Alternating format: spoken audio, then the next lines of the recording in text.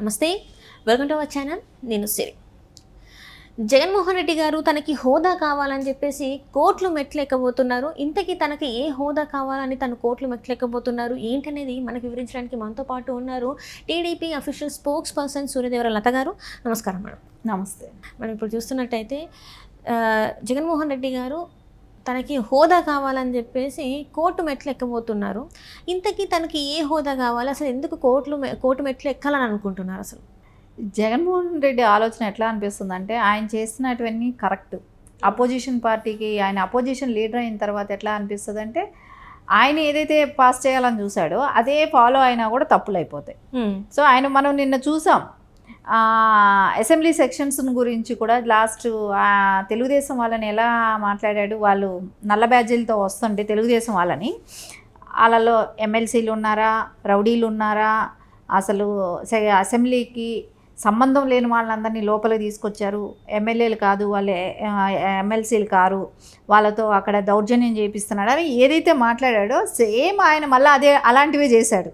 అది అసెంబ్లీ సాక్షిగా అసెంబ్లీలో మాట్లాడిన మాటలన్నీ కూడా ఈ రోజు చూస్తే ఆయనకే వర్తిస్తున్నాయి అవన్నీ. సో ఆయన చేసినటువన్నీ, ఆయన ఏవైతే మాట్లాడాడు అసెంబ్లీలో మళ్ళీ ఆయనే అవి చేసుకుంటా వస్తున్నాడు.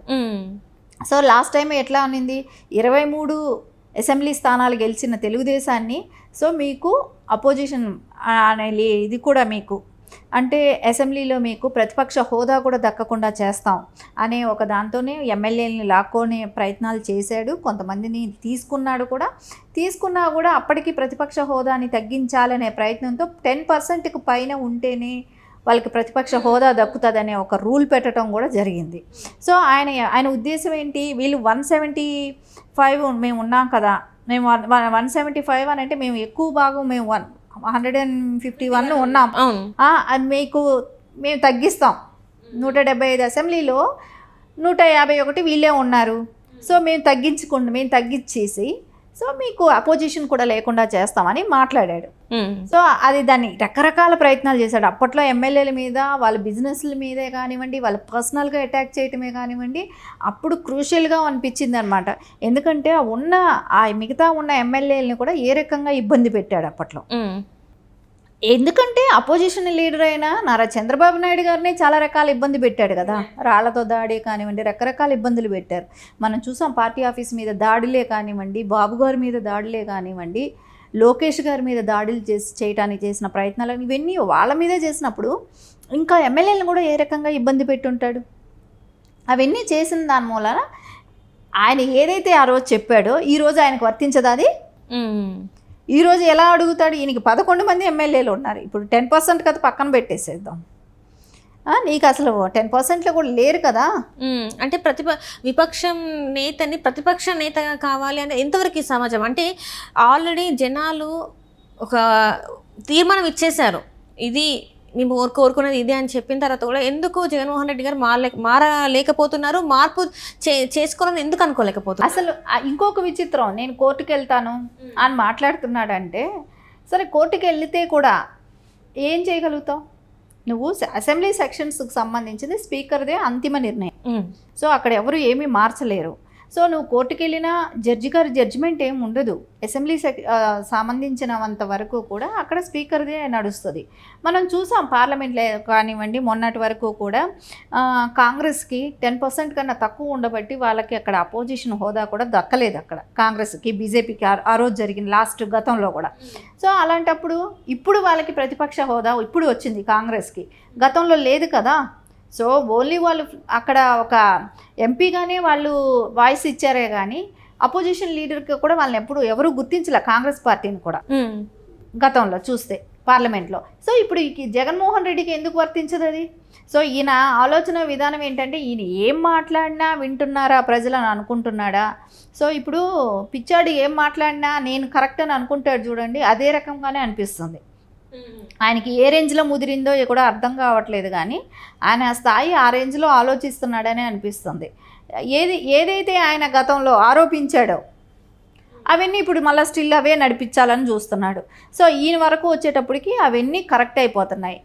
సో ఆయన సీఎంగా ఉన్నప్పుడు ఏదైతే ప్రతిపాదించాదో అది ఇప్పుడు ఫాలోఅప్లో ఈయన తెలుసుకోవాలిగా, నేనే పెట్టాను ఈ రూల్స్ కొన్ని ఉన్నాయి అనేది ఈయనకి ఆలోచనకి రాదా?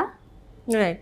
సో జగన్మోహన్ రెడ్డి ఆలోచన ఏంటంటే ప్రజలు ఆయన సీఎంగా ఉన్నప్పుడు ఒకటి, ఇప్పుడు అపోజిషన్ లీడర్గా నేనే ఉండాలని అనుకుంటూ చేసే ప్రయత్నం కానివ్వండి. ఆయన సాధారణ ఎమ్మెల్యే, ఒకవేళ ఉంటే మాజీ సీఎం, అవును. అంతకుమించి ఆయనకి ప్రతిపక్ష హోదా అనేది లేదు. సో అది కోరుకోవటం కూడా తప్పే. అంటే ఇప్పుడు కోర్టుకి వెళ్ళి కోర్టు గడప తొక్కి ఇది నాకు ప్రత్యేక హోదా అంటే ప్రతిపక్ష హోదా కావాలని కోరుకుంటే అక్కడ మరి ఆయనకి సరైన న్యాయం జరగదని తెలుసు కదా. ఎందుకంటే 10% ఉండాలి కదా. ఆయన నేతలు ఎమ్మెల్యేలు ఎవరైతే ఉన్నారో వాళ్ళు 11 కన్నా ఎక్కువ ఉండాలి. అంటే 23 ఎన్నో రావాలి, ఆయనకి 18 పైన రావాలి. 18 పైన లేరు కదా, మరి ఎట్లా వస్తుంది? అది ఎందుకు ఆలోచించుకోలేకపోతున్నారు? దాన్ని కూడా దాటేసి నేను కోర్టుకి వెళ్ళి కోర్టులో తేల్చుకుంటా అంటే ఇది జనాల్లో ఆయననే ఇంకా తక్కువ చేసుకుంటున్నారు, ఇంకా తక్కువ చేసుకుంటున్నారు అని ఆలోచించట్లేదు అనుకోవచ్చా మనం? ఆయన అసెంబ్లీలో కూడా ఆయన ఎందుకు ఆ రకమైన ఆలోచనలు అంటే, నేను అనేది ఏంటంటే ఆయన బ్రాండ్ మార్క్కి ఆయన ఏమీ చేయలేదు గత 5 ఏళ్ళుగా కూడా. సో ఇప్పుడు ఓన్లీ ఈ వచ్చిన గవర్నమెంట్ ఫామ్ చేసినాక తెలుగుదేశం పార్టీ మీద ఇప్పుడు నారా చంద్రబాబు నాయుడు గారు అభివృద్ధి పదంలో దూసుకెళ్తుంది. సో వేరే ఎలాంటి అలిగేషన్స్ చేసే అవకాశం కూడా దొరకలేదు వాళ్ళకి. ఎందుకంటే ఏదైతే పథకాలు చెప్పారో, ఏదైతే చేస్తామన్నారో అవన్నీ ఇంప్లిమెంట్ చేసుకుంటూ వస్తున్నారు. ఒక్కొక్కటి ఇంప్లిమెంట్ అయిపోతుంది. ఇంకా ఒక ముందు అడిగేసి ముష్టి పడేసినట్టు 5 రూపాయలు అన్నం పెడుతున్నాడు అని మాట్లాడుతున్నాడంటే, ఒకళ్ళు వైసీపీకి సంబంధించిన నాయకులు మాట్లాడుతున్నారని అంటే వాళ్ళు ఇంకా ఎంత ప్రజలని అవహేళన చేస్తున్నట్టే కనపడుతుంది. నిన్న మొన్న మాట్లాడినట్టున్నారు. ముష్టి 5 రూపాయలు అన్నం పడేసేసి ఏదో చేశానని చెప్తున్నాడు చంద్రబాబు నాయుడు అని అంటే, ప్రజలు తినేది ముష్టి, అన్నానికి విలువ ఇవ్వట్లేదా? అంటే ఆ పేద ప్రజలు పట్టేది అన్నం తింటుంటే కూడా వాళ్ళని కూడా ముష్టి వేస్తున్నారు అని మాట్లాడుతూనే ముష్టి అన్నం అని మాట్లాడుతున్నాడు అని అంటే వైసీపీ నాయకులకి ఇంకా ఆ కొవ్వు అనేది దక్కలేదేమో అనిపిస్తుంది. ఎందుకంటే ప్రజలని ఇంత తక్కువగా చులకన చేసి మాట్లాడటం ఎవరైనా హర్షిస్తారా? అది తినే భోజనానికి ఒక విలువ ఇవ్వాలా? సో అది కూడా ఆ సంస్కారం కూడా లేదనేది మనకు కనపడుతుంది. సో వాళ్ళ నైజం అనేది ఇప్పటికి కూడా వాళ్ళలో మార్పు రాలేదు. ఎందుకు ఓడిపోయినాం, ప్రజలు ఎందుకు మనల్ని వ్యతిరేకంగా మనకు ఓటు పడింది, సో ఎందుకు మనల్ని చీత్కరించుకున్నారు అనే ఆలోచన ఇప్పటికి కూడా రాలేదు.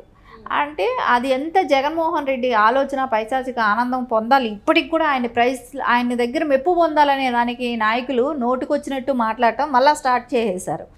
సో ఇవన్నీ కూడా జగన్మోహన్ రెడ్డి అంటే యథా రాజా తదా ప్రజ అన్నట్టు జగన్మోహన్ రెడ్డి ఆలోచనలు ఎలా ఉంటాయో, ఎలాంటి మాటలు మాట్లాడతాడో అదే మాటలు వీళ్ళు కూడా మాట్లాడటం మొదలుపెట్టారు. సో వాళ్ళ నాయకులైనా మాట్లాడే మాటలు ఇంకా అలాగే ఉన్నాయి కదా. 5 రూపాయల అన్నా క్యాంటీన్ల గురించి మాట్లాడే విధానం కూడా అదే కనపడుతుంది మనకు.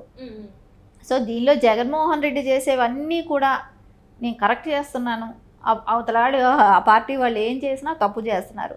సో ఇక్కడ డైవర్ట్ చేసి ఓన్లీ నాకు ప్రతిపక్ష హోదా లేదో అని ఏడవటమే కానీ నీ ఉన్న సమస్యల మీద ఏమన్నా నువ్వు అంటే ఆయన సమస్యల మీద కూడా మాట్లాడలేడు. నువ్వేం చేసావు 5 ఏళ్ళు చెప్పమంటారు ప్రజలైనా రేపు పొద్దున.